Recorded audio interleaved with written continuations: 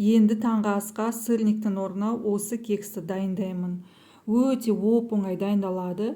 Ұн қосылмаса да өте жұмсақ, дәмді, жақсы көтеріліп піседі. Ең алдымен ыдысымызға ірімшігімізді, жұмыртқа, қант, қаймақ және қамыр қопсытқышын саламыз. Барлығын жақсылап блендермен бір келкі масса болғанша дейін езіп аламыз. Енді қамырымызға манканы қосамыз. Араластырып, манкамыз көтерілгенше 10 минут қойып қоямыз.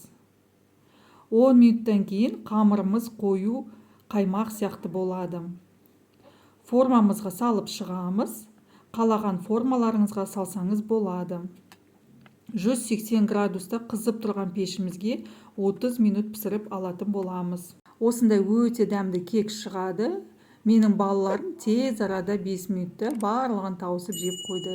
Сіздер де жасап көріңіздер. Егер де ұнаса, менің каналыма тіркелуді ұмытпаңыздар. Баршаңызға ас болсын.